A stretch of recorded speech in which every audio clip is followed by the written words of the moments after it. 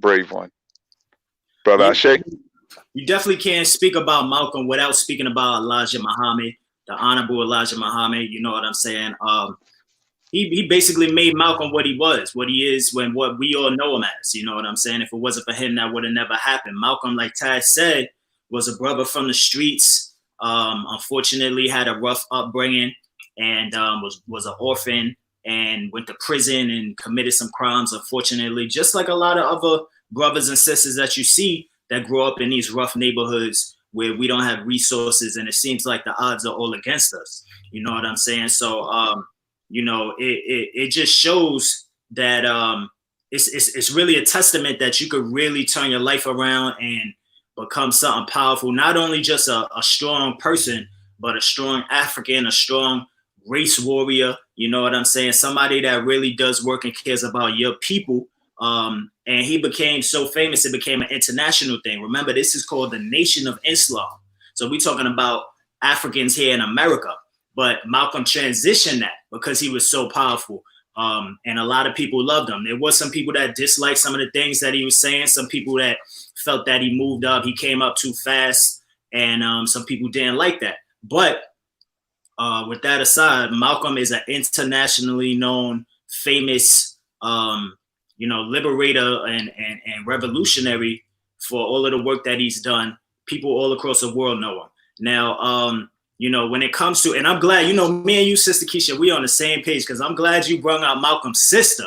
You know what I'm saying? Because we definitely got to talk about her tonight as well, and as well as Betty Shabazz. You can't say Malcolm X without saying Elijah Muhammad, Betty Shabazz. She's done so much work, stood by his side. You know what I'm saying? And we know next to every strong black man is a black woman. And if you ain't got that, you ain't no black man. You know what I'm saying? So we definitely are honoring both sides. But when it comes to his sister, Ella Little Collins, her last name is Little, if y'all caught it. I believe she got married to someone, that's why it's Collins. But not a lot of people talk about her. You know what I'm saying? I know you want to play the video a little bit later, so we'll get into that, but a lot of people don't really talk about her. It's not as well known. And, it's really actually a huge thing that she did, because she was the one who paid for Malcolm to go on his Hajj. You know what I'm saying? To go to Mecca and, become a Sunni Muslim and really continue after he got kicked out of the Nation of Islam. You watch the Spike Lee movie, you see he went to Mecca. She actually funded that. She paid for him to go there. And not only that, but she paid for his funeral. She paid for his funeral services. And even before all of that, she, like Keisha said, she was one of the main influences. He said he never saw a strong, proud woman that was really proud of her race, until he met his sister. And she was just a great figure for him in his life. She supported him throughout his whole life. And not a lot of people talk about that. In fact, when he died, when Malcolm X was assassinated at the Audubon here, well, we in Brooklyn, but, out here in New York City and Harlem, he was actually given or about to give a speech on his organization, the new up-and-coming organization that he had just founded, which was called the Organization of Afro-American Unity.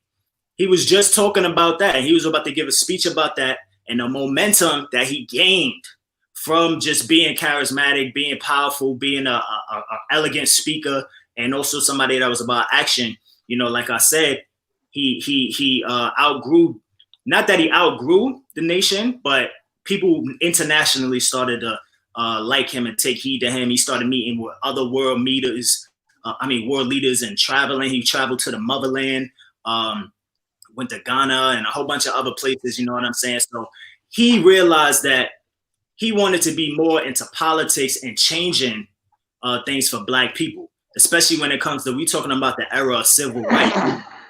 King, you know what I'm saying? You had people that was really fighting, not just on a spiritual tip, as the Nation of Islam was, obviously that's a practicing religion, but the Nation of Islam wasn't on a political tip as much as he would have liked. He wanted to actually change some things for our people, you know what I'm saying? So he started getting more into politics, and that's when you start seeing him travel and meet a whole bunch of world leaders and things of that nature. And when he got assassinated, he had just came back from traveling, and he was giving a speech on his organization It was a new organization called the Organization of Afro-American Unity. I believe it's like the OAAU. That's what they called it for short. But it was a Pan-African organization, you know what I'm saying, that he founded it. And he was about to give a speech on that, and it was about to take up so much momentum, but he got murdered right there. Now, the reason I brought it up is because his sister, Ella Little Collins, the one that I just mentioned, the one that paid for his Hajj to go to Mecca, the one that paid for his funeral and all of that, she actually took up the spear when it comes to, becoming the new leader of that movement after he died, the Organization of Afro-American Unity. She actually picked the spear up and said, yo, I'm gonna keep doing this. And a fun fact about that organization is the foundation and like the mission statement was actually written by Malcolm X and John Henry Clark. A lot of people don't know that. You know what I'm saying? John Henry Clark actually helped pen some of the mission statement and worked together with Malcolm X and I believe maybe one or two other people. You know what I'm saying? But we talking about real Jegnas, real African-centered warrior scholars and people that did so much work for us. And, we got to have a whole other show just discussing John Henry Clark. But Malcolm X's sister, once again, she picked up the spear and said, I'm going to continue to work. So she became the leader and the head of this movement that Malcolm X was working on to get started. And they actually went and continued to do like, I believe they did like scholarships. They sent, I think it was like 30 or 40 scholarships for people to go to a university in Ghana and other, I think it was Cairo too, Egypt, to go there. If Africans wanted to go travel and study abroad, you know what I'm saying? You could get a scholarship through their organization and go travel to Egypt or go travel to Ghana and go to school out there. You know what I'm saying? So she done so much work. And not a lot of people know about her. You know, like Keisha said, we're going to go into the video a little bit later.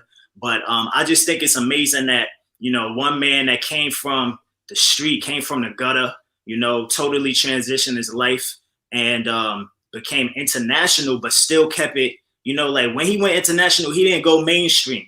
Like a lot of these artists, these not even just artists, but politicians and, these fake leaders, they come now and when they start out, they rile, they sound like rebels, you know what I'm saying? But then they start switching and watering down as more people start getting attention to them. I don't know if it's the pressure.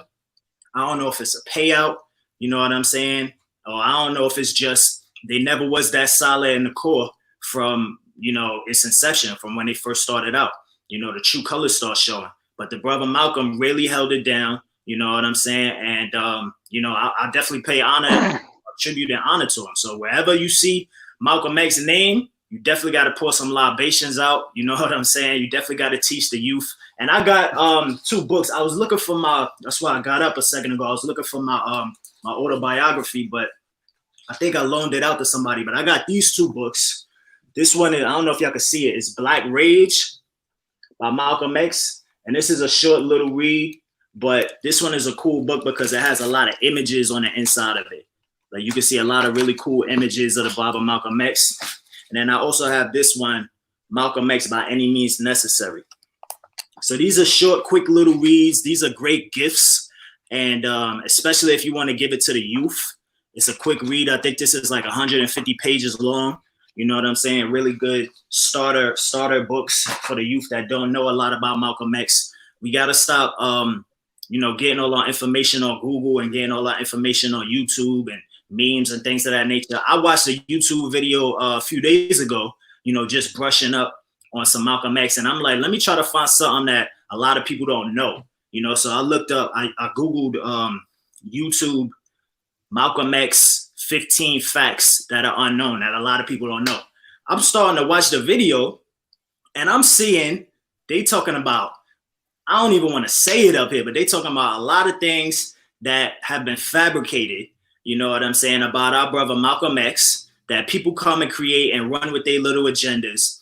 And it's not even worth mentioning, but I'm just bringing that up to say that, throughout history, if we not telling the story and if we not honoring our ancestors, honoring our Jegnas, the ones that came before us, keeping that oral tradition, a lot of us Africans, we know our history has been passed down because we are just urban griots where we just orally pass the tradition down. You know what I'm saying? Whether it be through, you know, stories that we tell, there's African folklore, but then a lot of those things have real meaning to it, you know, and proverbs and things of that nature. So we have to keep our ancestors' names. We have to make sure that their spirit lives on in truth, you know, because a lot of times these things get watered down. 5-10 years from now, they might be saying something totally different about Malcolm X. I know they got a meme right now talking about, they said, I'm gonna tell, sir, they got a picture of some random person, and they be like, I'm gonna tell them that this is like Malcolm X, or I'm gonna say that this is, you know, Martin Luther King or whatever, and it'd be somebody random as hell, you know what I'm saying? But that's what they doing, like, they changing the history, and especially if we leave it up to these devils, you know, our enemies, they lethal. Even Wikipedia, you can't even trust because Wikipedia could be, anybody could go in and edit that, and they just putting up their agenda. So let's really do the research. Let's get down and dirty, start talking to our elders, the people that was actually alive during his time, the people that met him. You know, let's keep his name going, man. And in the spirit of Malcolm X, you know, we got to keep the work going, not just the research and things of that nature, but we got to put that into action. So yeah, Sister Keisha, I mean, he's just a amazing Baba. You know what I'm saying? We definitely got to keep honoring him and keep the legacy going, man. Definitely.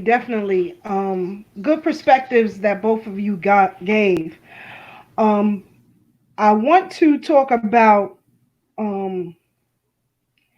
his growth, as far as coming from a young man in the nation and what he was able to achieve. You know, I've heard witness testimony that said that, you know, the first time that they've heard Brother Malcolm speak, it sent shivers down their spine. Some even thought he was a nut. Most notably, the great journalist Gil Noble. He said that the first time he heard Malcolm, he was like, "This dude is crazy." You know, he talking about white folks and all. I can't be up in here. He said, but you know, when he went home later that night and allowed everything to sink in, he understood that Malcolm was right and exact, and he pretty much worshipped Brother Malcolm ever since. And you know, during his time on ABC with the show, the hit series Like It Is, he had many interviews with people who were around Brother Malcolm and who worked with Malcolm during that time. And, you know, it just saddens me that today we don't have any in mainstream media that have picked up the gauntlet of Brother Gil Noble. So thank God for independent Black media like Thorough Black Talk Radio, where you can get this information and engage in conversation. Not just engage in conversation, but, you know, do your research. You know, one of the things that I hate, brothers, with this lockdown that we currently are under is that I can't get into these, you know, municipal archives. You know, I spent a lot of time in the archives, you know, the New York City Municipal Archive building. I think it's 35 Chambers Street, I think. I just know where the building at. And the Brooklyn Municipal Archives, which is on Pierpoint Street in Brooklyn Heights. So I like to spend a lot of time in these archives because a lot of information has been released through the FBI Freedom of Information Act. And I actually read some of the police accounts, those who were trailing Brother Malcolm. And the police themselves said that he was a stand-up guy. You know, they couldn't break him. You know, no matter what they did, they couldn't break his spirit. Even when he separated with the Nation of Islam, they still couldn't break his spirit. So it's important that we pay attention, that we visit these municipal archives. And I'm pretty sure those of you who are around the country, you have these institutions in the cities and states in which you reside. I myself am a thorough researcher. When I give you something, of information, you can take that to the bank. I take a lot of time and effort in researching, and I attributed that to Brother Malcolm. He was extremely articulate in his approach, whether he was at Oxford University, whether he was on the streets of Harlem. He had a brilliant way of articulating using his historical reference. One person in particular who was around Brother Malcolm at that time was the great Dr. John Henry Clarke. And Dr. Clarke would always talk about his conversations with Malcolm, and Malcolm would come to Dr. Clarke for information, for researched information. And of course, he provided that for him, and they developed a solid friendship. And one of the things that I clearly remember Dr. Clarke speaking about was when Malcolm was murdered, and how the community reacted and how the Nation of Islam reacted. And so we're going to get into that a little later, because I have my own perspectives. A lot of things really bothered me about how that whole thing went down, how it was easy for police, FBI, and others to infiltrate the Nation of Islam and to use members who were in leadership to form a wedge between Malcolm and Elijah Muhammad. I think some of you may have seen the recent series on Netflix, The Investigation of the Murder of Malcolm X. When I first saw that, I said, wow, somebody thinks the way that I do. That something is seriously wrong here. And it's something that's seriously wrong with, those not demanding a true investigation and for all to be held accountable. J. Edgar Hoover played a serious role in the demise of Brother Malcolm. But what bothered me most, brothers, and shout out to Brother Omar Shabazz, he, before I saw this Netflix series, have been doing great research into the murder of Brother Malcolm X, and the role that some members of the Nation of Islam played in that. You had two gentlemen who went to prison for 20 some odd years, and they weren't even in the order ballroom when Malcolm was murdered. The setup, the fix was in from the beginning, and the FBI, based on their documentation that I've personally read, were following him from the moment he left prison. And I believe there is more documentation that they were even watching him before that. So I got to get back into those archives so I can read for myself. Shout out to Sister Farnessa. I see what you posted. Definitely, sis. But I really want to get into that because I often think about what would our condition be in this country had Malcolm lived. How far along will we have gotten in our plight for reparations? And I think very far. I think once Brother Malcolm realized that he had to take this matter to the world courts and to get other world leaders to rock with him on that, I feel personally that, a lot of people became scared. Before his departure from the Nation of Islam, Brother Malcolm had been making complaints to various persons within the nation that they weren't living upright. And he chastised them on that. And I believe that was used also as a mechanism to form a wedge between him and Elijah Muhammad. You have to be very careful of jealous ones, those who have a foothold in righteousness and another foothold in degeneracy. And Malcolm called a lot of people out on that. A lot of people felt that he was getting too big for his britches at the time. And it's just very disheartening, what happened. Shout out to King Simon. I see you, brother. Peace to you as yeah, man. Peace to you as always.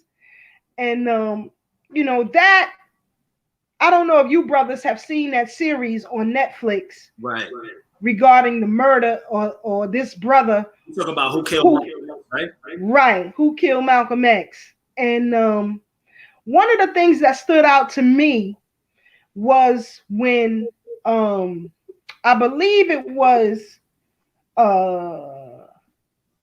maybe Minister Louis Farrakhan who has said that, Malcolm belonged to the nation. And let me just say, for those of you who are listening, the Nation of Islam is just that, a nation. And in a nation, you have laws and you have rules to govern it. And Brother Malcolm saw that a lot of people weren't living up to that. In my mind, they were more than a religious sect. And he upheld everyone to that. He believed everything that was being taught to him by the Honorable Elijah Muhammad. He believed that. He called him his father. That came out of Malcolm's mouth, not my mouth or Tada Ashe's mouth, but that's what Malcolm said. And he loved Elijah Muhammad and would do anything for him. And so the Nation of Islam, they felt that Malcolm belonged to them and they had a right to deal with him the way that they wanted to deal with him, as a nation deals with any detractors. But that is very arrogant to me, because Malcolm belonged to, first of all, himself, and then to his family, and then to the people at large who loved him, who had no relation to the Nation of Islam. And so that stance is, to me, arrogant. We're going to show the clip of his sister Ella a little bit later, but to not consider his family and his children, his daughters, when Malcolm separated from the nation, no one can deny that he helped build mosques around this country. That is undeniable. But they had stripped him of everything. And the only thing, from my understanding, based on the account of his wife, Sister Betty Shabazz, that the only thing that Malcolm kept was the home that they lived in Queens. And so me personally, I would let him keep the house. From all the work that he'd done, let him keep the house. And to want to take that dwelling away from him, not thinking of his wife and his children, is arrogant to me. And so I have a problem with that. We're talking about the Nation of Islam of 1965, for those of you who need clarification, because that is the time that Malcolm was dealing with the nation. I'm not talking about the nation today. I'm talking about the nation of 1965. That's right. And I personally know, and Sister Pat, she can attest of us knowing Brother Giddens, who was Malcolm's secretary in the Organization of Afro-American Unity. And he gave vivid account of Malcolm. And also Brother James Small was a secretary in the Organization of Afro-American Unity. And so many people have given account of the life and time of Malcolm during that period, but it seemed very arrogant to me for those who were in leadership to cause a wedge in between him and Elijah Muhammad based on a disagreement that the two men had. And a lot of you brothers, not my brothers who are on this platform, and those of you who are listening, but a lot of brothers, excuse me, are extremely emotional, and have a jealous nature. I've seen it in the streets. You see one cat getting some money, it's always somebody else who want to come in and take you out. That's right. And you talk about women being emotional. I don't think so. Because this is all emotion, and it could have been avoided. And I believe we would have been at a better footing had Brother Malcolm still been alive. He was just 39 years of age when they took him from us, those murderous bullets. I believe one of the main gunmen out of Newark, Brother Trust Graham, could attest to this. And, it's an open secret that they said in the film, Who Killed Malcolm? Everybody knew who did it. Right. Everybody knew who did it. So, and this man was allowed to, roam freely, and they claimed that he cleaned himself up. But, when people atone for something, and we have a lot of that today, people who come out of the streets or come out of degradation or what have you, and they can attest to the Nation of Islam helping to clean them up, or the church helping to clean them up, or some Black organization helping to clean them up and get them on the right path. And they claim that they atone based on the work that they do from that point on. But in my personal opinion, if you do not atone to the people you harm, that's hearsay to me, because his family is not made whole, and we as a people are not made whole. I'm gonna step off my soapbox. You brothers, give me your perspective. Nah, that's right, sis. That's right, because yeah, I mean, like, it's the same street mentality, you know what I'm saying? It's not just the street, it's just crabs in a barrel, you know what I'm saying? And I'm always gonna attribute that back to this damn devil, that put us in a goddamn barrel, because we know our people are not inherently like that, or inherently evil, or inherently jealous of each other. It's just that we ain't got nothing, and we so used to having the drugs and all of that stuff in our community that when we don't even see our enemy, and we don't know who our enemy is, and our enemy don't live nowhere goddamn near us, we start to attack ourselves and see the enemy as ourselves. You know what I'm saying? And I know that you just mentioned, like, Malcolm X, he was targeted for a very long time. I remember I was reading an article, and they were talking about Malcolm X. He actually wrote a letter way back in 1950. He wrote a letter to the president. The president at that time, his name was Harry Truman. In this letter, Malcolm X actually wrote this letter to Harry Truman and declared himself a communist. And Malcolm X also said that he was against the Korean War. A lot of these wars, they were sending our people to these damn wars, our people signing up, and our people was signing up for the military, the Army, Navy, and all of that, just because we don't have no other option as far as, like, feeding our families, feeding ourselves, having a career, being able to get education. A lot of people get education. So unfortunately, I'm not saying it's an excuse, but a lot of our people fall victim to that, and they join these wars. So Malcolm X was saying he's against the Korean War. He labeled himself as a communist because at that time, you know what I'm saying, it was like one of the only ways that you could stand up against it. And ever since then, he said he was against the Korean War. That was one of the main things, one of the first actions that made the FBI start targeting Malcolm X. And from that day, they started surveilling him, and until his damn death, they were surveilling him. You know what I'm saying? And it just relates back to the same thing when you talk about, like, the death of Malcolm X, and we talk about the brothers that was, unfortunately, that looked like us, that was used against us. It's that crab in the barrel syndrome. You know what I'm saying? Just like I said, where these brothers are signing up for the Army, the military, the Navy to go fight in some damn Korean War. Well, in the hood, we got our own wars in the neighborhoods that we come up from. You know what I'm saying? So they signing up for the goddamn police to surveil and turn against their own brother, Malcolm X. Case in point, the dude, what's his name? I think his name is Gene Roberts. Gene Roberts was the brother that everybody talks about. I can't even call him a brother. That's a force of habit.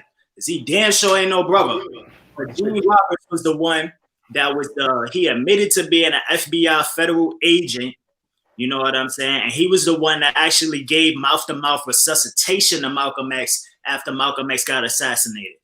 You know what I'm saying? He's the one that's right next to him, and all of the pictures. You know what I'm saying? This guy, Gene Roberts, was right there, and all along he was a goddamn federal agent. You know what I'm saying? So, and not only that, but he was working for the NYPD.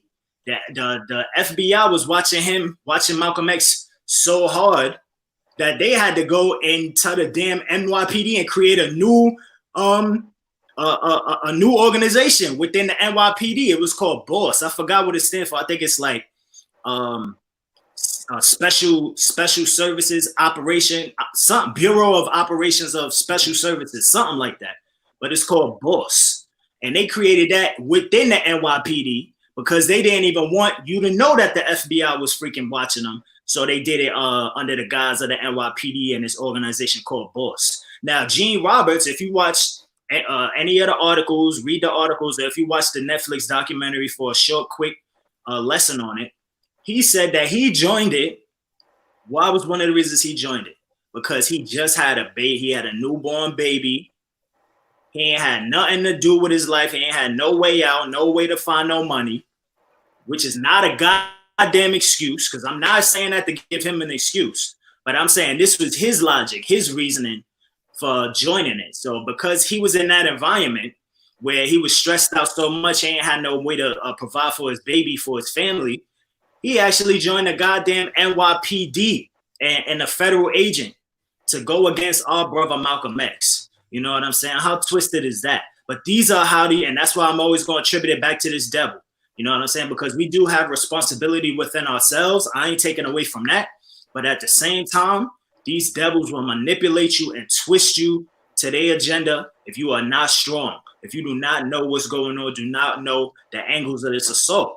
And that's what happened. The brother fell victim to that.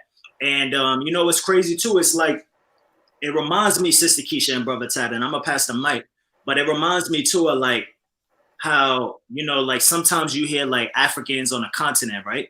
And they be like, like when they talk about like how they sold some Africans, some of their brothers and sisters, they sold them into slavery with the Europeans and the Arabs and the Spaniards, all of them.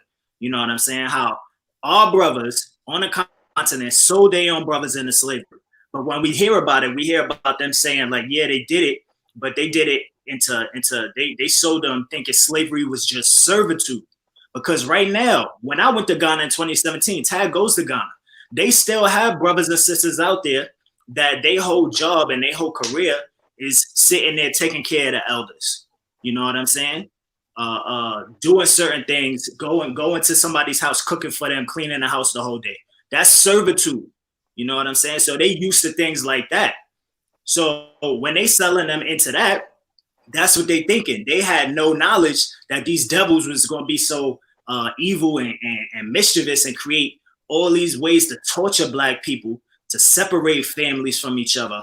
So they didn't know that. So that makes me think of the same thing if you put it in perspective with this brother, Gene Roberts. Because I keep saying brother, I'm sorry, that's for lack of better words, but with Gene Roberts, a Black man, I should say, it puts it in a perspective for me. It makes me think like, damn, we really in this barrel. But who put us in this goddamn barrel as a crab in the first place? Because Gene Roberts said he had a baby. He ain't had nothing to do. He ain't had no money, no career, no job. He joined the NYPD as a young guy. He wanted to make some money. He didn't even know that it was going to be this deep. You know what I'm saying? Not to give any excuse, but he probably thinking like, oh, I'm going to work and I'm going to do this and do that. You know what I'm saying? But he didn't want the brother Malcolm X to die. You know what I'm saying? I'm sure he didn't want him to die, because if he didn't, why would he give a mouth-to-mouth resuscitation? You know what I'm saying? But this is what happens. Like these devils, they get twisted. They get up inside our heads. You know what I'm saying? The heads of our brothers and sisters that's weak. And they start playing their agenda and puppeteering them and manipulating them. You know what I'm saying? And we got to be stronger in ourselves. We got to be stronger to have the responsibility to know that we can't work with our enemies in no way, shape, form, or fashion. But at the same time, we got to hold the ones that are accountable, responsible. You know what I'm saying? And it's a well-known fact. Matter of fact, the Boss organization was a former COINTELPRO.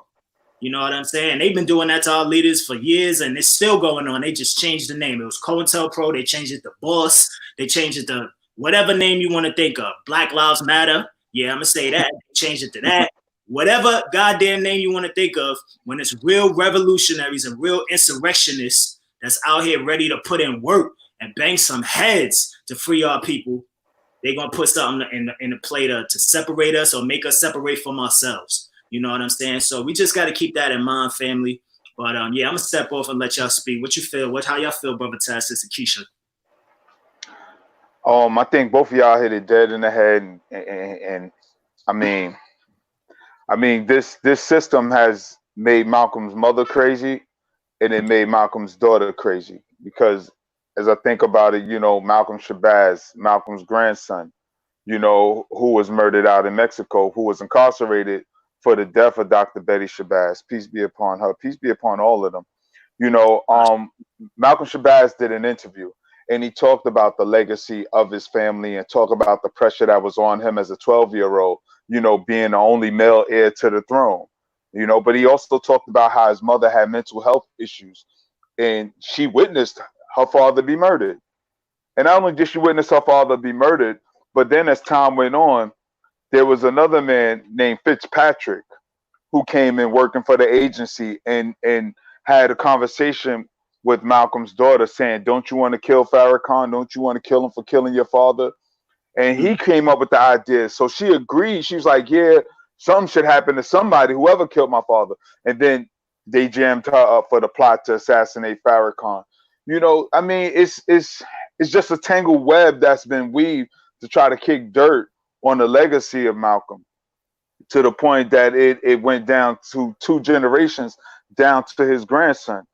But again, like I said, you know, we can't forget what happened to his mother. We can't forget how his father, the Right Reverend Earl Little, was murdered.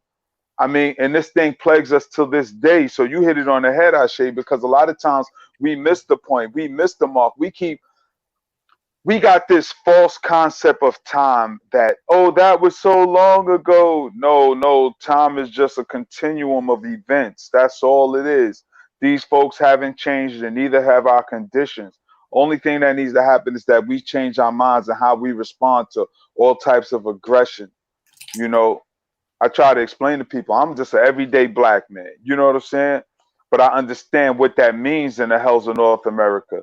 You know, like you said, Ashe, we've been to Ghana. We've seen people be part of servitude. One thing I loved about Ghana is that you don't move your feet, you don't eat. There's no welfare over there. You see children over there hustling waters and batteries and candies and tissue, and you see people working. Right now, we've been conditioned to be so lazy that it's not even funny anymore. That we scoff at work. You know what I'm saying? But now, even in Ghana, when you talk about community, they're quick to come rally for their community.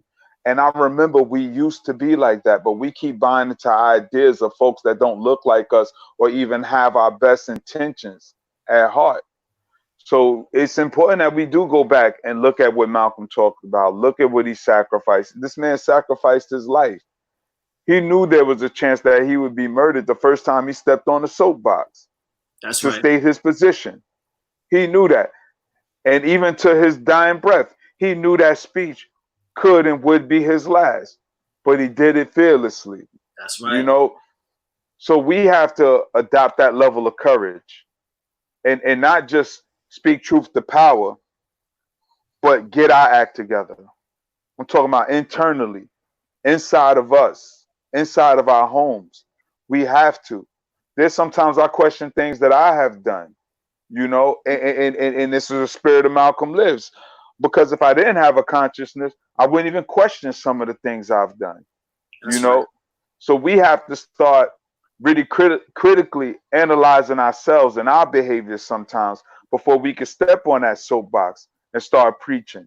You know, Malcolm was able to do that because he was honest and authentic in his life and in what he spoke of. You know, everything he spoke, he honestly believed. And when he came to a point that he found different, he changed his tone. And even to go back to what you were saying, Brother Ashe, I think you said when people get to a certain level, they kind of cross over. I wouldn't necessarily say it's crossover. I say as you get to a certain age, and I know this about elders, you just get tired of talking.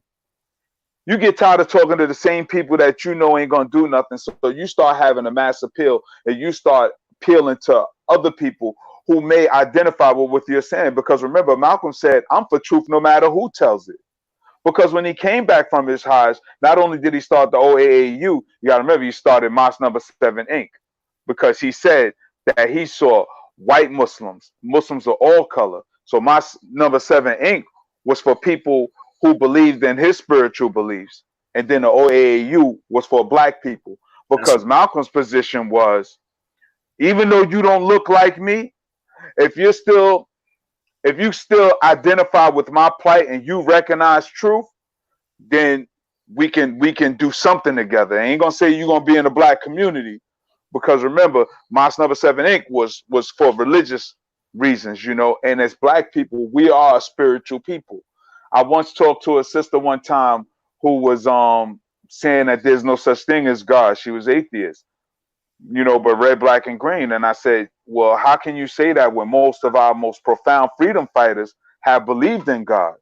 Whether it's the Right Reverend Nat Turner, whether it's the Minister Malcolm X, whether it's Minister Dr. Khalid Abdul Muhammad, whether it's Harriet Tubman, right?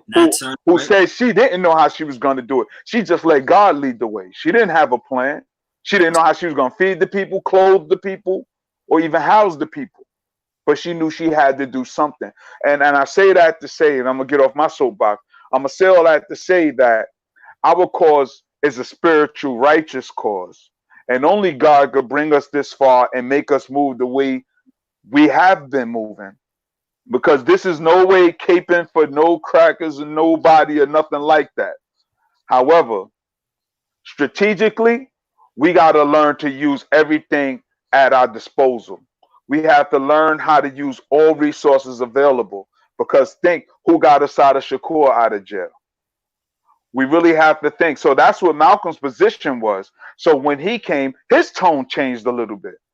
And sometimes I don't think, and this is just my personal opinion, I don't think it's selling out. I think our people want to appeal to a broader audience, because we know sometimes when we speak to our people, we're speaking on deaf ears. And out of 100 of us, only 2 of us will heed the call of revolution and just the whole change our paradigm of how we think, how we perceive ourselves, how we perceive the world, and who controls us. Because I can honestly say that the 3 of us don't believe that no other entity control us, no white man nor this system control us. But we do have some of our people that honestly believe that they're controlled by external forces. And if you believe you're controlled by external forces, you're not free. In Harriet Tubman's book, The Moses of Her People, the lady asked Harriet Tubman, when did you know that you was a slave? She said, I never felt like a slave. I always knew I was free. And see, it's a mentality, and a lot of times we got to change our mind. See, we're free thinkers.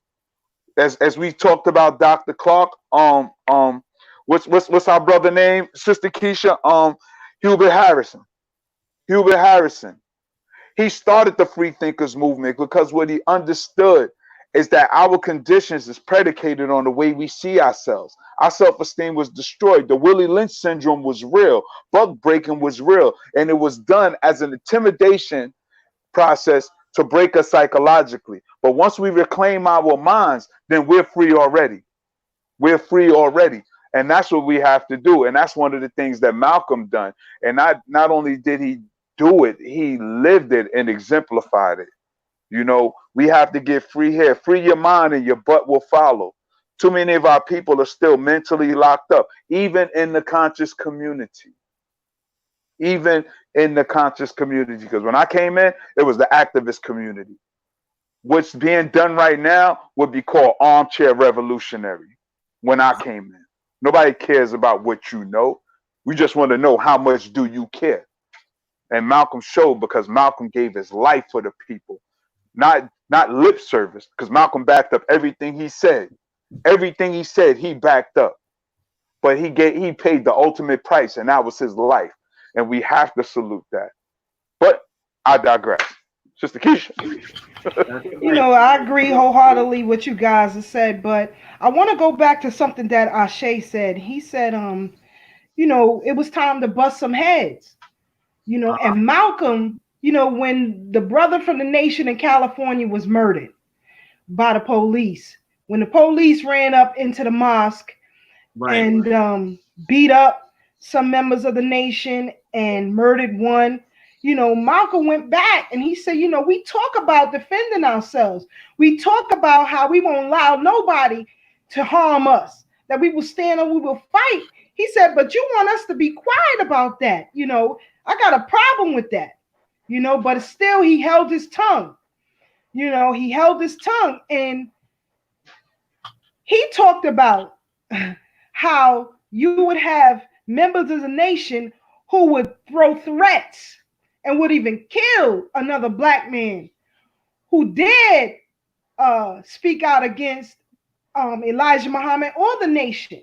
But you ain't throwing no weight at none of these crackers out here. You know, that's what Malcolm said, and he had a problem with that. I have a problem with that today. He said all of this training, and we ain't going at nobody. You know, that's right. That incident, you know, called out the nation for its bluff.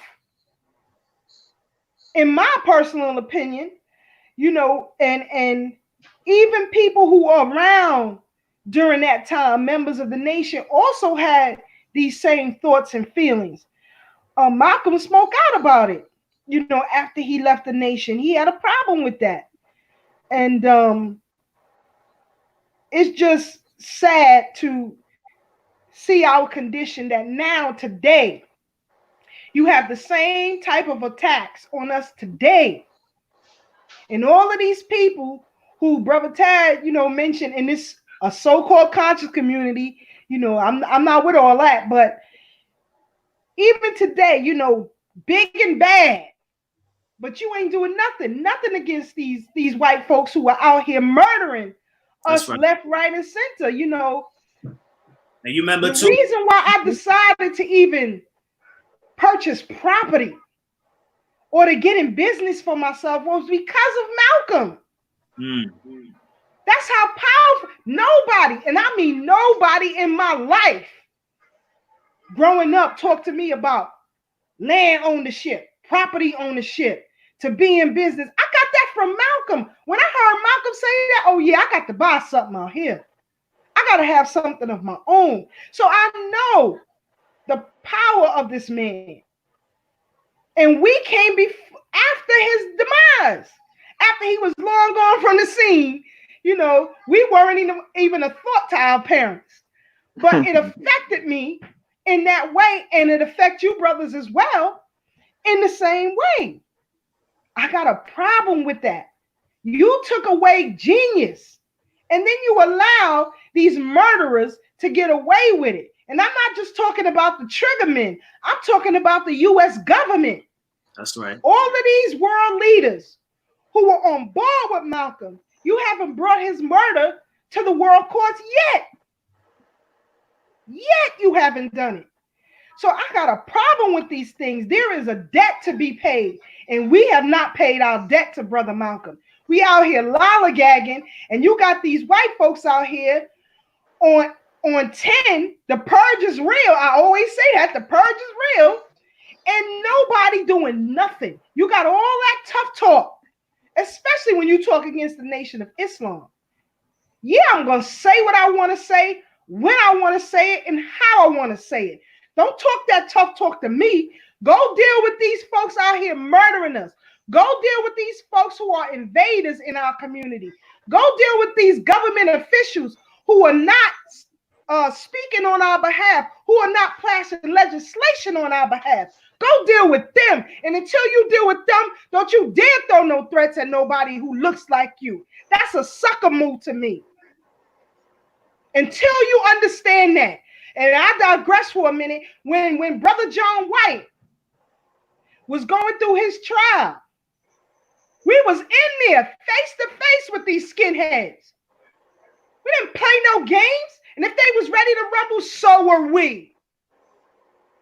When the thing went down with Sister Diallo, we was ready and about it. Don't talk that tough talk to me. We got a lot of house cleaning to do. And I could take this personal because I understand.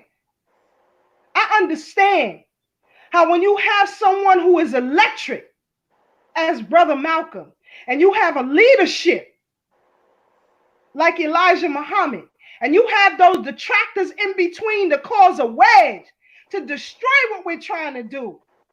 It happened to me on more than one occasion. So I can attest to that for real. The three of us on this platform can attest to that for real. For real. Not being able to put personal issues to the side and not look at the whole picture. So I personally understand that plight. So kudos to the brother who did the documentary on the killing of Malcolm X. His family is not made whole. As Brother Tad talked about his grandson who was murdered in Mexico, and you got black people who talk about Mexican immigrants. Are you out your goddamn mind? Do you know what happened to his grandson? There is no justice from Mexico. I don't give a damn what happened to them immigrants. I don't give a damn. Until we get justice for his grandson and justice for black people or how they treat them who live in Mexico, don't tell me nothing about no damn immigrants. I don't care if you from Ecuador. I don't care if you from Peru. I don't care if you from Mexico or any other code. I could care less. Don't tell me about no Dominicans who are out here suffering under white oppression and the immigration system when it's Dominicans who in Haiti who are lynching black Haitians. Don't play that game with me. We on the wrong side then. We on the wrong side now. If we don't get on the right side, we're gonna end up in shackles for real. Because this economy is on the downtrodden. Yes, it is. And don't think they won't come back and put you in shackles to rebuild it again. And if we keep playing sucker moves, it's gonna happen very easily. All of these stay-in-place orders, these are testing grounds. This is the King Alfred plan put into full effect here, and we're not even seeing what's going on. Most don't know what the King Alfred plan is. Just hurts my gut. It really hurts my gut that we have not gotten justice for not only him, but for all of us. His children. One of the things we have a nasty habit of doing is you have all of these great leaders who come before you, and we never secure their children. We never secure their families. That's disgusting to me, because I guarantee you that you go to any white nationalist, they will defend George Washington, his way of life, his legacy. They will defend Thomas Jefferson. They will defend Andrew Jackson to the hilt. That's you right. Just saw that recently with these protests to open up these states. Yep. They will defend Hitler to the hilt. And we cower and we hide when it comes to Brother Malcolm and others. But I'm going to get off my soapbox. You brothers got any questions? Yeah, before we move into this video that you want to share, because we only got a couple minutes, we got a half hour left. I just want to share, man, one of my favorite quotes from the Bible, Malcolm X, is, "It's time to stop singing and start swinging." I mean, it's short, it's sweet, but it's just, I mean, that's like, it shows you, that capsules the charisma of our brother Malcolm X. He said, it's time to stop singing and start swinging. And of course, he's referring to singing at these churches. You know what I'm saying? And not to knock the churches, because if you're a revolutionary religious person, and so be it. We take those. We take Nat Turners and Harriets. But If all you doing is singing, if all you doing is protesting and singing, no justice, no peace, and picketing, holding up signs and all of that, then how are you really gonna affect some change? You know what I'm saying? So brother said it's time to stop singing and start swinging. And it seemed like too many of us, like you said, Keisha, these armchair revolutionaries, you know what I'm saying? Social media revolutionaries, people that just do things to show up for the camera, you know what I'm saying? Or you know, it just seemed like it's too much singing. We singing too much. It's time to really start doing some things. Of course, you could do it in your own way, but it has to be action. It has to be detailed steps if we really want to have some change, man. So, yo, that's one of my favorites. What's one of y'all favorite quotes from the Bible,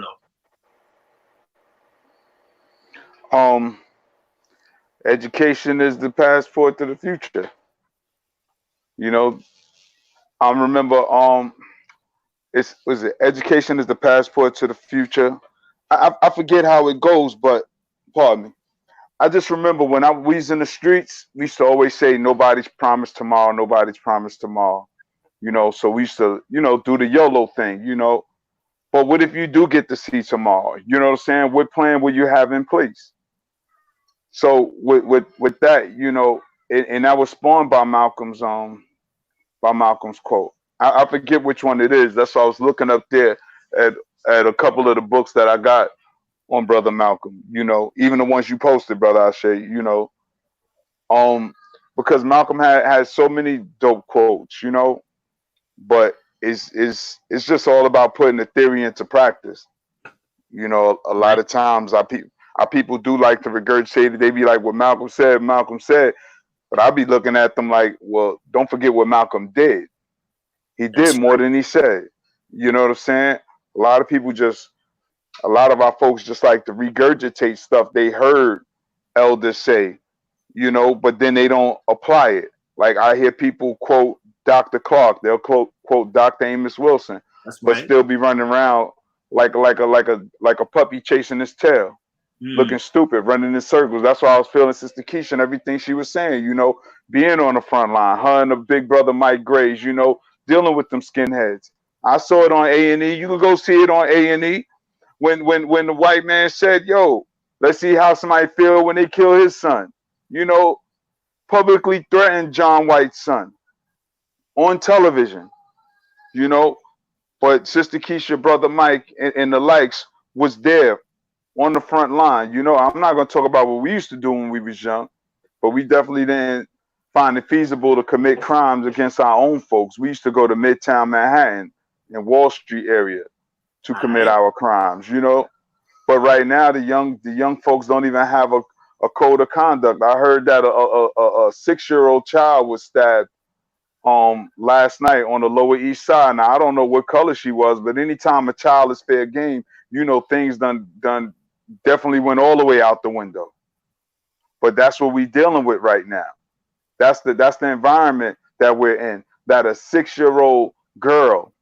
How big of a threat is a 6-year-old girl that you feel you have to stab her? That's right. And I'm not saying it was a black person. I don't know what color it was, but I'm just talking about the moral decay of society right now. And if the society's decay, you know where we at, because we've always been on the bottom rungs in this society. So if they ain't got no regard for a 6-year-old life, you know how they feel about us. You know, so we got to be mindful as we move forward, as we move into our tomorrows, as we move into the next weeks. Like Sister Keisha said, you know, this is the King Alfred plan. For those of us who've been studying for the longest, we know what it is. It's all political and economic. It's the New World Order. It's happening right here before our eyes, right in front of our face. We see now the news is finally catching up to how NYPD treat different communities, you know, on how they harass folks for not social distancing in our communities, but then they're in upper echelon, upper crust communities giving out masks, you know, where the people aren't social distancing. We just got to be on point. You know, we really got to be on point and help drive our point home on why we need to support one another, why we need to rally, because everybody's not a warrior. Everybody's not a fighter, but nonetheless, we can support the warriors and the fighters. Everybody's not a scholar. Everybody's not an orator. yet we can support our scholars and our orators. All right, let's just be mindful. Malcolm was sharp, and I like that you brought it up, Brother Ashe, about the relationship with Malcolm and Dr. Clark, because as articulate as Malcolm was, people don't know that Malcolm had a hell of a research team. And that's how we support one another. You know what I'm saying? But it's almost like we're just moonwalking. We're sliding backwards as the world is moving expediently forward into the future, into this new millennium. We're regressing. We're backsliding. We're moonwalking. We're happy with the little crumbs that we're getting, without even certainties that we'll have employment when all of this is over, or even have the wherewithal to start our own businesses that's tangible and useful to our people. Because it's only but so much incense and shea butter I can buy, and I will constantly say that. All right, it's only but so much I can buy. Give me some other services. I don't know. Some other products that you had the other day. Which is look, you saw they was crispy. I had shea butter on them. And I had my incense. Son, I got incense and shea butter, son. How much sage I'm gonna start smudging the crib with? If they keep doing Jill and Erykah Badu, we're gonna need a whole lot more. Yeah, right. But you know, we really do need to get business minded and get business centered. Right now, Harvard, yo, no joke, dead serious. Harvard is giving out free courses. Harvard University is giving out free courses. There's so many cheap and free courses online that we're not taking advantage of. I just got my free Adobe, not free, I paid $30, but it's a $1,600 Adobe course to teach you how to Photoshop and create your own videos, because I'm doing that to develop my business as well, get other continuing education unit credits to go with my personal trainer certification. I'm just racking them up right now, because we got to make ourselves marketable in the new world that we're about to find ourselves in. We're not going to be able to go into a store and be like, yo, can I get a job here? Because folks are going to start taking care of their own like they've been doing. That's Try right. to get a job in Dunkin' Donuts. Try to get a job at 7-Elevens. The Asians already got the Chinese restaurants and the dry cleaners on lock. We got to get it back. And that means we really got to start educating ourselves to be business minded, to be entrepreneurs once again, because it's not like we haven't done it before. This was done within my lifetime. When I came up, I grew up at Clinton and Washington train station on Fulton Street. When I came up between Clinton Avenue and Washington Avenue, downtown Brooklyn, almost every business in that community was Black owned. I'm talking about the real estate office. I'm talking about the lawyer's office, the dentist. The right on the corner was the newspaper stand where we used to go get our comic books and candy from. We had this stuff, y'all. We got to get back in the mindset of creating businesses again. And right now is the perfect time. Right now is the perfect time. What that say, Brother Ashe? That's Malcolm X and the Black-owned, I think that's a Nation of Islam grocery store right there. Exactly. We got to get our grocery stores back. And see how everybody uses us. To my point earlier, we got to learn to use other people. Use them for their resources like we've been being used all the time. You ain't always got to let people know. Chinese people don't got no signs on their restaurant say no blacks allowed. They welcome you in just to take your money. We got to learn that same strategy. You know, we sitting there like Smokey was in Friday. Remember when Smokey ain't want to sell no weed to Hector? Ice Cube said, "You better get your head up. You better get your head off your shoulders and go sell that weed. Get that money." My money, yeah. And that's how we're doing with our businesses. You know, we think that anything we sell got to be exclusive for our folks. Nah, create something that everybody will purchase, and then we bring the money back to the community, just like everybody else is doing. That's economics 101. That's economics 101. But we just keep wanting to do incense and shea butter, and I don't get it no more. But I'm gonna step off my soapbox with that. I say let's do both, because I'm tired of going in a goddamn restaurant and seeing, you know. Right, we can do it all. That's right. That's my point. We can do it all, Ashe. You know That's my point. That's my point, brother. We can do it all because ain't nothing wrong with no shea butter. Ain't nothing wrong with incense. But if we all do it and we only selling to each other, where the money at? Where the money at? If all of us with the same products, with the same customers, that's how things used to start on the street, with everybody hustling in the street.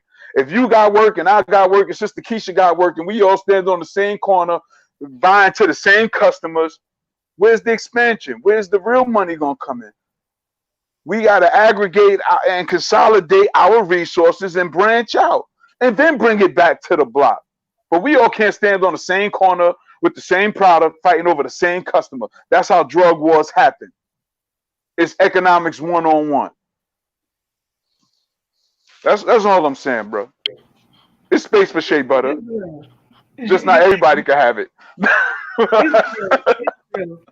It's real too. And I think had Brother Malcolm been alive just a little bit longer, that vein would have permeated throughout the world, and we would have been in a better position. Could you imagine if, Brother Malcolm alive and thriving the same time as Khalid Muhammad? The same time, we lost so much. As Barbara Steve Coakley. Of course, in the murder of this brother. And one day we're going to have to deal with, the death, the lifetimes and the death of Khalid Muhammad. Because it seems the same usual suspects, involved. And I don't care. You could throw all kind of threats you want to me. That don't move me.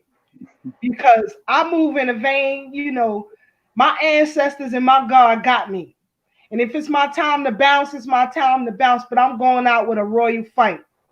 And that's the way that I've always lived my life. I've never been a punk on the streets.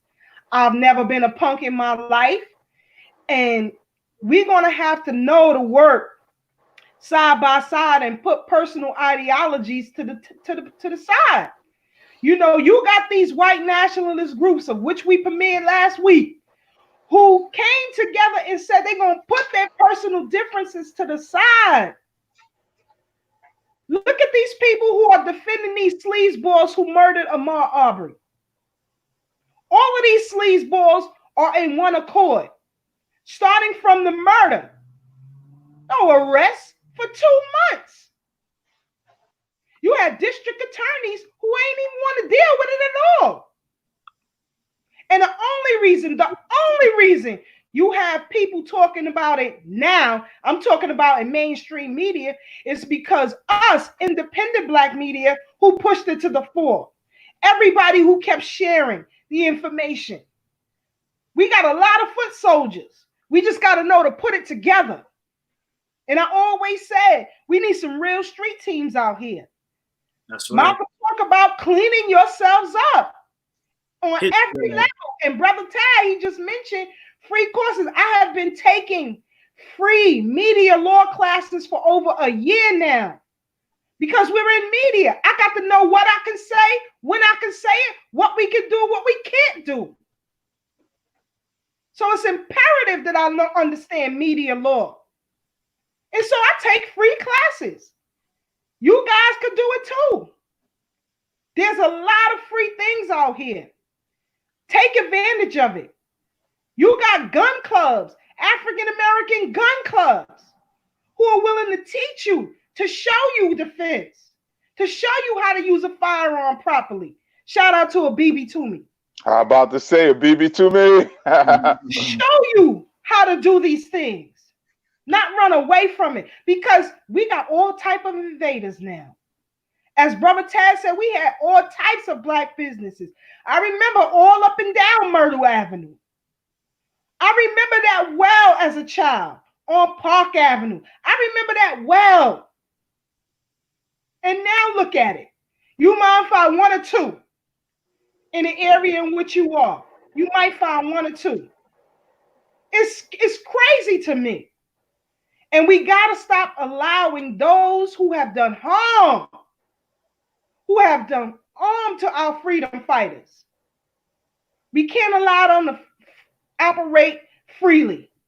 Whenever Al Sharpton is in my presence, we gonna get this goddamn work. Remember William Bradley? He lived a full life, and that's the one that actually held the shotgun and killed Malcolm. You know what I'm saying? The first shot in front of his children. And you talk about you love black people? You a goddamn liar. You a goddamn liar. And you know that's wrong. As Brother Taz said, a 6-year-old gets stabbed. We okay with that.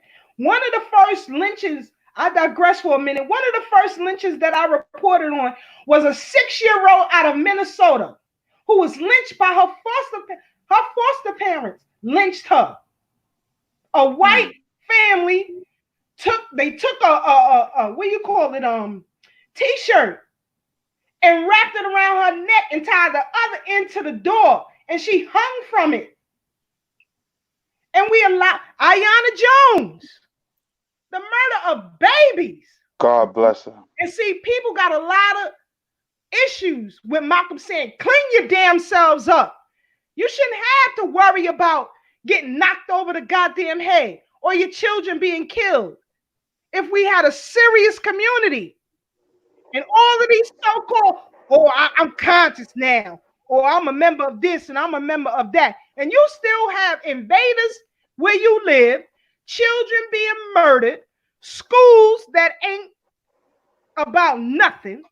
I'm telling you, I know a lot of y'all, you work these political campaigns. Don't ring my damn doorbell. I'm going to give you this smoke and you ain't going to want it. So bypass my door. How the hell we continue to vote and we still in this condition? That's asinine to me. We got a lot of work to do. And we first got to start with paying the debt to Brother Malcolm. We owe him. We owe his family. And until that debt is paid, we're going to continue to catch hell. If you don't pay your rent, you're going to be out on the streets. You make sure that is done. But you don't want to pay the debt to somebody? Man, listen. I'm going to get off my soapbox. Brother Ashe, you want to see that video now? I think I got it queued up. Yeah. Let's watch that. When I heard her speak, Sister Ella, Malcolm's sister, speak on her rearing of Malcolm, it made me think about my own relationship with my brother.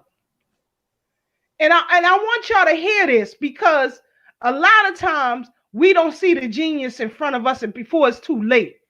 So right now I'm going to try to cue this up. Shout out to everybody in the chat room. We definitely see your comments. We appreciate it. You know what I'm saying? Brother Kev, you know, so many people that check in. Ray is in the building. You know what I'm saying? Sister, everybody is in the house. Sister Farnessa. Y'all, Farnessa, Desta, you know what I'm saying?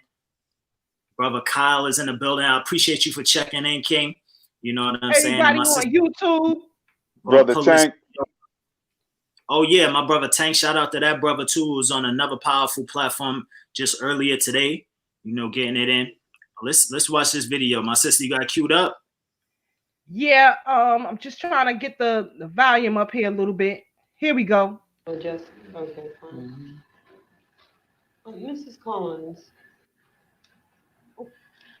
Malcolm was born the way he was. He was born. Can y'all hear that? For Malcolm's birth. Yeah. We were all right. Of the superstitious tribe of Africa, the Watusis, and we believe that the seventh child came with endowed with certain rights that would surpass other children of that family. So when he was born, we expected great things of Malcolm. I don't know if this influenced him, the fact that his family put him in a certain category. My father in particular was concerned with him after he was born because he was very fair, and he felt that this would be a hindrance to us applying ourselves to him, because people at that time put a lot of stock on black and yellow and colors, you know what I mean? So much of what Malcolm would have gotten from the family had he been born black, he didn't get it because we didn't want to make a difference in the white child over the black ones. Well, where did he get it, say in his late teens, in his early 20s? Malcolm lived with me from 12 until he went to prison. I had a chance to discipline Malcolm in prison. Malcolm was an aggressive young boy. I admired it. I stimulated it. I felt that a black young man, over the period of 400 years in America, had been deprived of any aggressive thoughts. Even if you show aggressive thoughts before the white man, he would erase you, set you apart from the others as a villain. So, but I felt that in order for Malcolm, after my father's death and his mother's having gone to a hospital, I felt that it was my duty to stimulate his arrogance, stimulate his impulsiveness. Let him feel that life was the life that God gave him belonged to him. He didn't have to pay homage to anyone. This is how I guided him. What kinds of influences do you think being in prison had upon him? What kind of effect? In prison, I was able to really direct him into accepting facts as a guideline to life, not an illusion, something that's dramatized. Prison is real. If a God sees fit to throw you in solitary confinement, this is for real. Malcolm was able to see this and accept life from a realistic point of view. I think all of the illusions that he may have adopted in his youth from environment, I think he lost it in prison. I think he really saw life for real. And this was one of the most valuable assets that Malcolm did acquire in life, was courage, a matter of fact, to accept life from a realistic point of view. Nothing dramatized would interest Malcolm, nothing. He became involved with the Muslims while he was in prison. Yes, through my brother Reginald, he became involved with the Black Muslims. And the Black Muslim Islam, Elijah Muhammad gave him a chance to excel. Had not it been for Elijah Muhammad, I would have had to find possibly another field to project him through. But Islam, as it was then in a small, it was a very small thing at that time. And this gave Malcolm a chance to really excel and build the Nation of Islam. Much of the Nation of Islam is Malcolm. Do you feel that being in the Muslims had a profound effect on Malcolm? To some degree. It gave him a chance, as I said before, to recognize the needs of the masses of people. It also gave him a chance to recognize the lack of knowledge the masses contain. It also gave him a chance to recognize the fact that Black people are their own worst enemies. In what ways do you think Black people are their own worst enemies? We don't realize, many of us, that we are free. If we realize this word freedom and recognize it for what it means and watch the other people on earth exercise freedom, then we would not sing a song, "We shall overcome," and walk up and down roads and beg for this and want poverty programs and all this type of thing. We would know that our ability to care for another race would give us more ability to care for our own needs, and we don't provide for ourselves. Was Malcolm nonviolent? in your estimation? Now, from my estimation, no man is nonviolent, no man is violent. Malcolm believed, as a man should believe, that if you strike him, it was his duty as a man to strike you back. What kind of an effect did Malcolm have on you? On me, I believe the effect he had on me was to see him grow from childhood into a dynamic figure, a man with an understanding of man and himself and life in itself. On me, he was to me like Jesus is to most Christians. I can imagine how the Virgin Mary felt about her Jesus. This is what Malcolm was to me.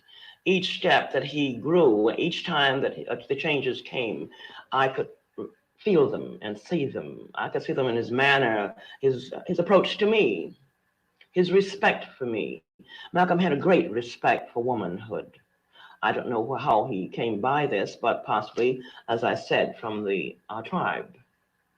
Maybe this was a virtue that most men don't have, but he had it. A great respect for womanhood. See, Malcolm made every sacrifice that I don't know any other man who made these sacrifices. Malcolm made every sacrifice to make himself whole, a man, worthy of saying to you, do something about yourself, young lady. Or saying to a young man, get up and take your bed and walk. This is how Malcolm affected me. This is how I saw him. Was Malcolm searching when he went abroad, traveled abroad for the period of time? Yes, this is why I say he was ready. Malcolm broadened his scope. Much of what he learned abroad gave him a mature approach to the Black man's problem. Before, he had much frustration. In the Nation of Islam, there is much frustration. Malcolm had acquired some of this frustration. On his return from Africa, after traveling and spending time with all of the Black leaders and revolutionary leaders, Malcolm came home a man. No frustrations, no emotional problems, no desire for material gains, which is one of the greatest assets a man can acquire, is to lose that desire for material gains, lose that value on that man's dollar. Malcolm had to cast aside all of this. He walked into my house. He told me he was going to speak at Harvard that night. He spoke at Harvard Law Forum. After he came back to the house, I gave him a diploma. Tonight, Malcolm, you're a man. From my point of view. He said, I traveled hard, didn't I? I said, yes, you did, but you made it. You're a man. He was ready. Do you think the program that he was developing would have led Black people out of their bondage?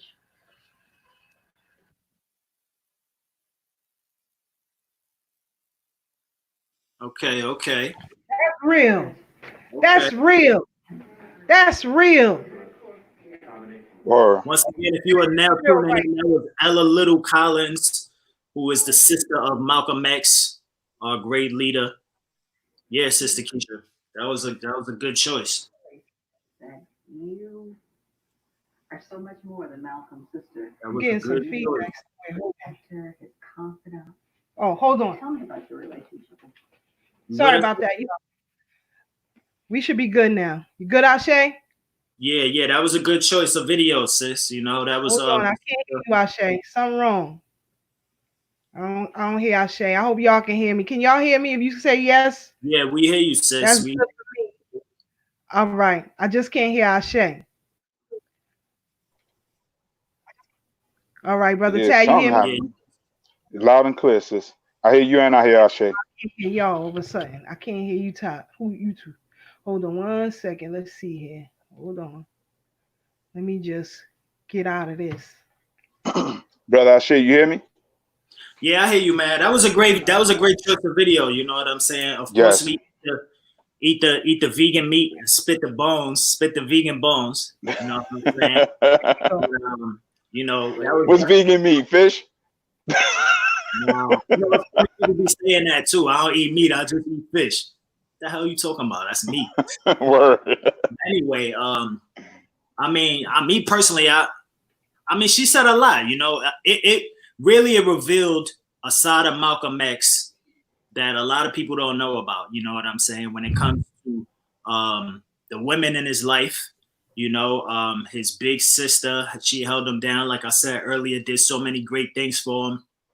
And in this clip, we got to see an intimate part of Malcolm X where she discussed, you know, his feelings towards these sisters, and how he had the utmost respect for Black women. You know, he was definitely somebody that was polite and kind, and you know, always fought for them and for their rights and to protect them. You know what I'm saying? And you could see that clear in his choice of the queen that he had. You know what I'm saying? If he wasn't holding the Black woman down and standing by her side and giving her the support and protection that she needed, you wouldn't have seen Queen Betty Shabazz with him for that long, holding him down, raising the children throughout all of the things that he went through. You know, we talking about firebombing his house, firebombing the room where his babies were, where they were sleeping in.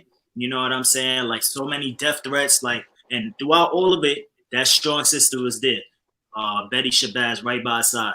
So we just got to see in that clip the sister of Malcolm X discussing some of the initial things that made Malcolm X really, you know, embrace his sisters, whether it's his blood sister or his wife or any other sister. You know what I'm saying? It was definitely something powerful, and that just goes to show too. That put an end to the rumors out there. A lot of people. I don't even like to say them stupid rumors, man, because then you give it life to it.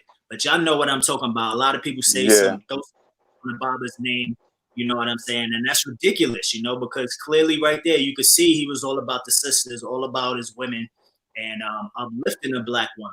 You know what I'm saying? So it was great for me to sit back and see a family member, not a child of Malcolm X, you know what I'm saying? Because we know that he was taken from us at a very young age. He was 39 years old. So, you know, his children didn't get to really experience Malcolm X on a level of, you know, being an adult and really understanding him thoroughly. But to be able to see a sibling, not only that, somebody that's older than him and somebody that held him down before he even became the greatness of what he is, and to get that personal perspective, it was really a pleasure for me to watch that, man. How you felt about it, Ty? I loved it. And I think she reiterated a lot of what we said and some of the things that we didn't say. You know, she said she loved them like Mary loved Jesus. And I always refer to Malcolm to being our Christ. I always say if Black folks wrote our own Bible, we could definitely use Malcolm as a Christ and Queen Mother Harriet as the Moses. You know, Garvey as the Abraham. You know, we can write our own Bible with real characters because all of Christ is an anointed one, an anointed person. We can't forget that Malcolm was a minister and walked and talked and behaved like one. You know, he behaved like a true and living minister. You know, that's why I often say Minister Malcolm X, you know, sometimes when I speak of him, you know, because he exemplified of what it was to grow in your spiritual path, you know. So what she said, it really hit home and resonated. Sister Keisha? I agree.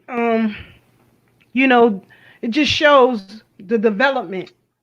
You know, they saw something in him from a child and the development. And that's why I said, you know, to take him from his family is just evil. It's evil.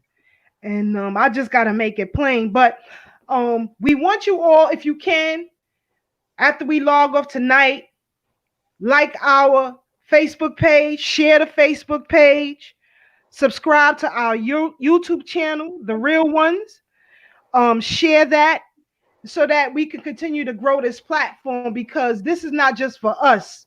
You know, we could be doing a whole lot of other things, but it's the community drum, and we believe in this wholeheartedly. We were brought together, I personally believe, by the spirit of Malcolm. You don't know the work that your creator and the ancestors are doing behind the scenes, you know. And me personally, if I'm allowed to do what I must, we'll be free tomorrow. We'll be free tomorrow because there's no holds barred. But I want you all, if you can, pick up this book. I think y'all can see it there, The Judas Factor.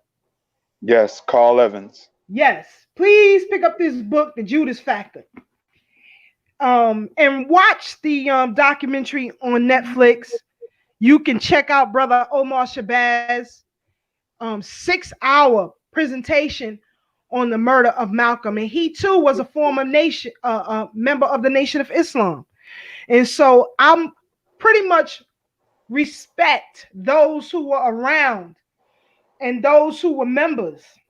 Brother Eric Muhammad, a former member of the Nation, who talks about the mistreatment of Dr. Khalid Abdul Muhammad. And we're going to get into that a little later on, probably next month. We'll deal with that. Next week, our guest is our brother Q Butter. Yeah. Black education. Yeah. We're going to talk about Black education. We're going to talk about his life and where he has come today. I personally believe is a soldier, a warrior. The hand of Malcolm is pushing him. We move in many forms and many facets, and we have to pick up the call when our ancestors call us. Right now is critical. You know, I can just see Harriet Tubman crying right now. I can see the tears come down Malcolm's face. I can clearly see the hurt in Dr. Khalid Abdul Muhammad with how we are operating out here today. And I often say, you know, we all going to leave this plane one day. None of us have a magic pill. If you do, I'm an expert at marketing it for you. We can be billionaires tomorrow in less than 24 hours if you got that magic pill. But we don't. And we're going to have to meet our creator and our ancestors. And you have to ask yourself, what answers are you going to give them? What answers are you going to have to give to your own children? Because when we leave here, history is not going to change. The only thing that's going to change is the narrators of history. And so our children and grandchildren and great-great-grandchildren and so on and so forth will ask the question, where was my ancestor when this was all going down? What legacy are you going to leave for your family? Are you going to leave the legacy? Well, I kept quiet. I was just doing me, and I was just getting by. You know, some of the most successful Black men and women today still face hate, still face injustice. We need Black law firms. If I had a Black law firm behind me, surrounding me, we'll be free tomorrow. But a lot of people don't want to pick up that call. Just like they didn't want to when Malcolm put out that call. We got to do better. We got to clean ourselves up, if not just for the community, but for ourselves. We have a lot of work to do. We can no longer allow traitors and enemies to our legacy as African people globally to roam freely and to think it's business as usual.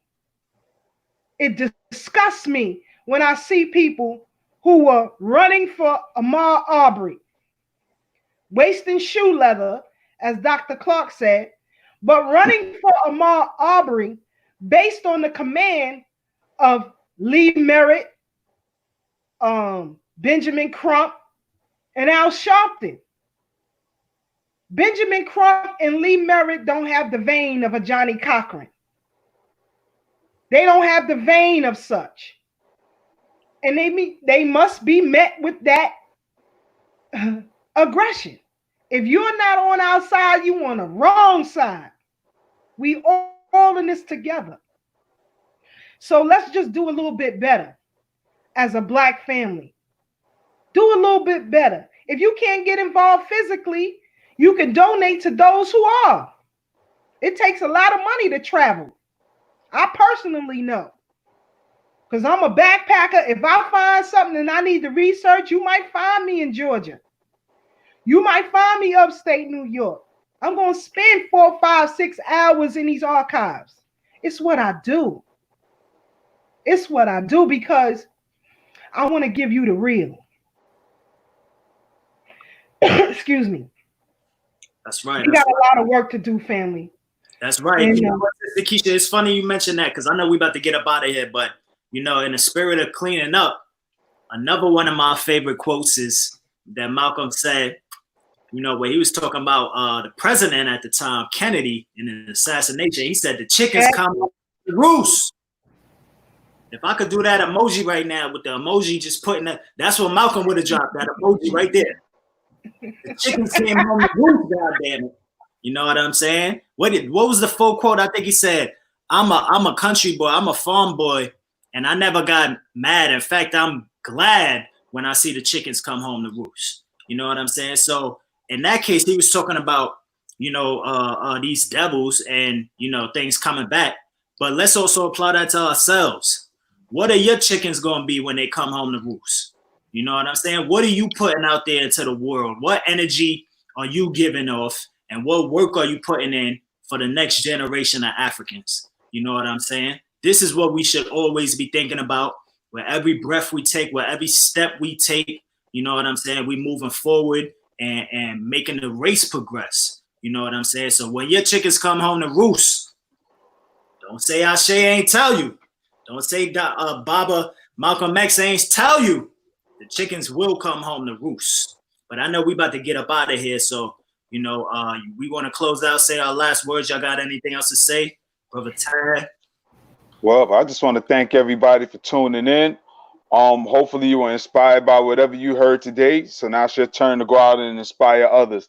Also, you can go like my Facebook page, Better Days Ahead Fitness. All right, where I help our folks work out. It's all free.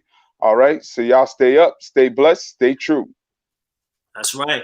I personally worked out with the brother in my house on Better Days Ahead Fitness, and I got a crazy ass workout. My stomach was sore afterwards. So I definitely figure 8 can do them workouts is the truth. So definitely follow my brother Tad for some free workouts. You know what I'm saying? Y'all can also follow my page. I got a page that's brewing. I'm working on it. It's called Solid African.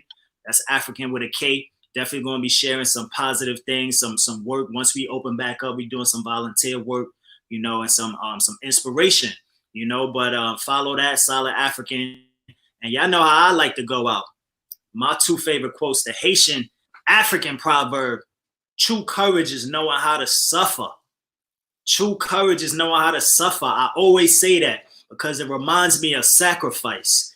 It reminds me of putting in work so you can see the results that you want and being strategic and smart about it. You know what I'm saying? We in this battle. If we got to go out, if we, like Keisha said earlier, if our time come, I'm going out with a bang. And you could best believe I'm pushing my race forward while I'm here. So remember, if we're going to suffer, know how to suffer. True courage is knowing how to suffer. This is your brother Ashe SJ. Remember, family, the battlefield is where you stand. Bibi Fahodie, Sister Keisha. Family, again, we want to thank you all for tuning in to this episode of Thorough Black Talk Radio. Join us, our sister station, Constructive Talk, every Tuesday. Same bat time, same bat station. You can see it live because we in this for real. We are the real ones. Don't forget that. We are the real ones. Shout out to Brother Kifaru, Sister Katasha, and we going to keep pushing forward. They can't keep us silent. No matter what they do, no matter what they throw at us, we still coming at it raw. Stay black, stay strong, and get involved. We're going to roll out with Brother Malcolm. Yeah. Let's roll out with Malcolm. Hold on. I got to share this screen here.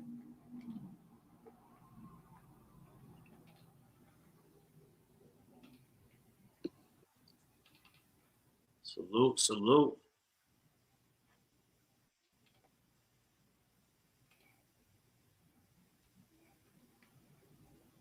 Not a segregationist filibuster. It's a government filibuster. Any kind of activity that takes place on the floor of the Congress or the Senate, that's the government.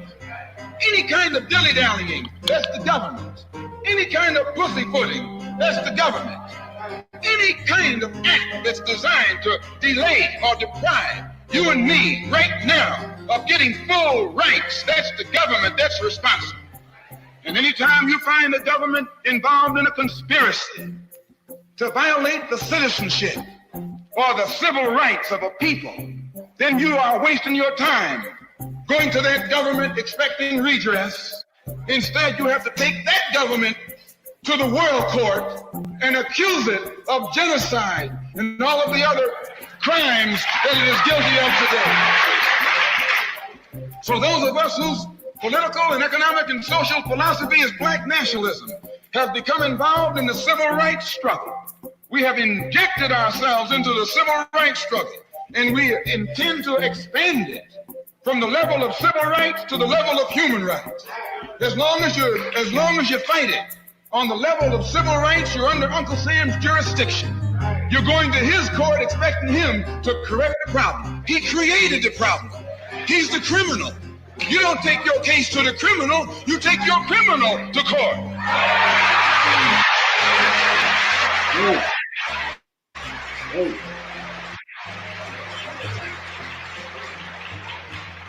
When the government of South Africa began to trample upon the human rights of the people of South Africa, they were taken to the UN.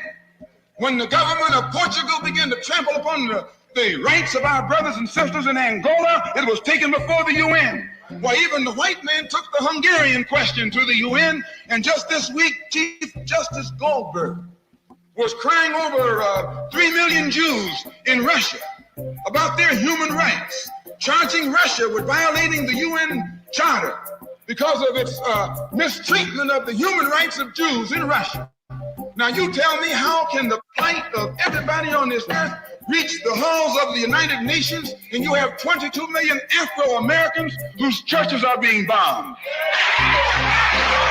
whose little girls are being murdered, whose leaders are being shot down in broad daylight? Now you tell me why the leaders of this struggle have never taken it before the United Nations. So our next move is to take the entire civil rights struggle problem into the United Nations